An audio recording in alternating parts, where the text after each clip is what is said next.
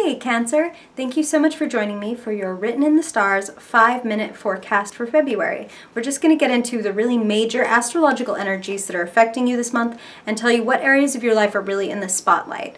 So this month in particular is really powerful because we have a lunar eclipse in the middle of the month and a solar eclipse right at the end. And eclipse energy really reverberates through your life and your chart for 6 months after the night of.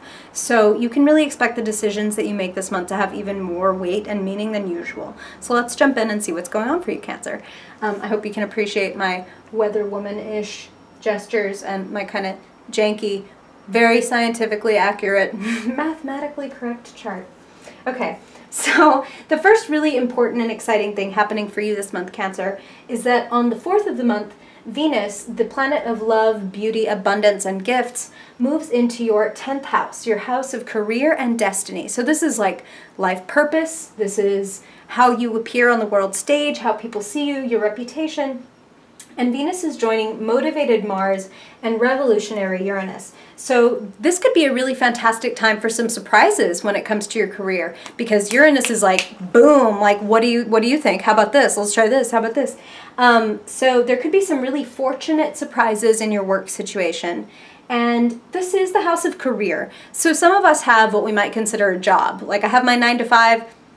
I don't really care, it makes me money, you know, some of us feel that way, and some of us are very into our work, and what our work is feels like our life purpose. So there's a distinction here. You might work at a gas station and not feel like, this is my life purpose. What is your life purpose? What is it that you do that is really important to you, that is really essential to you? You can do more of that this month. And you could really, for those of you who are working a job, but you want to have a career, not a job, this is the month to focus on that. This is the month to really put your eggs in that basket and be like, okay, how do I bring that into my life? How do I find more opportunities and more people who can help me get into that realm, okay? Focusing there is going to bring you good luck and is going to bring you some new energy. So the one thing I would say about this is be careful not to make any snap decisions. So while we're talking about like, well, what makes you passionate? It's like, screw this gas station. This doesn't make me feel passionate. I quit. Oh crap, I really need to pay rent. Like when Mars and Uranus get together, Mars can be a little too gung-ho and Uranus can be a little too like, screw this, I'm gonna do what I want. And they can cause us to make some really rash or snap decisions. So the one thing I would say is, especially toward the end of the month when they really get closer together and they're conjunct, just be careful not to do anything really impulsive that is going to have like a long-standing effect on your life, on your well-being. Be patient.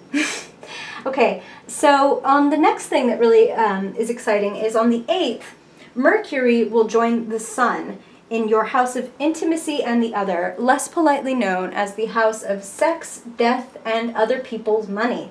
So there's a focus on your power, which, well, is related to money because it's like, how secure are you? How much of your own stuff do you have and how much do you rely on other people, whether that's your spouse or your partner or your housemates or banks, the IRS, paying your taxes because other people's money or your money that is mixed up with other people's needs, right?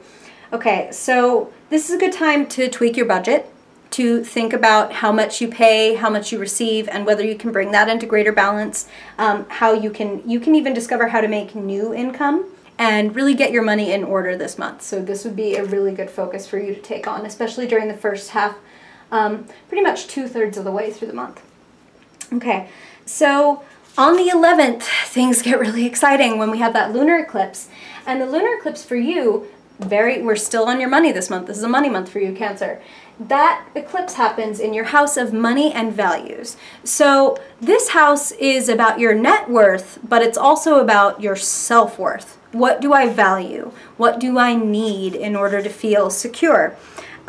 So again, it's like it puts the spotlight on your money, puts the spotlight on your budget. How can you free up more money or bring more income? Think about how you spend it, think about how you save it, what you could tweak to give yourself a better sense of like, I'm okay. I have money in the bank, I have my investments that are going well, I have enough around me, there's food in the fridge, that kind of thing, okay? This can really help you recognize what you value in yourself as well, because like I said, this is about your self-worth. It's like, what do I bring to the table? Do I feel valuable? Do I value myself, and do I feel valued by other people? It's time to shore up your self-worth as well and do things that make you feel confident. Bring back the things into your life that make you feel really secure and excited to be who you are. Take up old talents, old hobbies that you've missed that really brought you a sense of like, this is who I am and I love myself. Okay, so then on the 19th, the sun moves into your house of journeys and philosophy, the house of long distance travel, the house of higher education. And then on the 26th, Mercury joins the sun, and on that same day, on the 26th, there's a solar eclipse in your house of journeys and philosophy. So it's time to come out of your crab shell.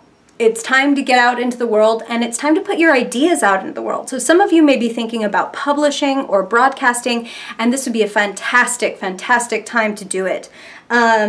You may plan a trip, or you may actually physically go traveling during this time. These would also be wonderful things. It's time for you to kind of lose yourself in something, whether it's traveling to a new place literally, whether it's diving into a book or a topic or a class that really absorbs you, because these are big topics. This is like metaphysics, astrology, tarot, the soul, religion.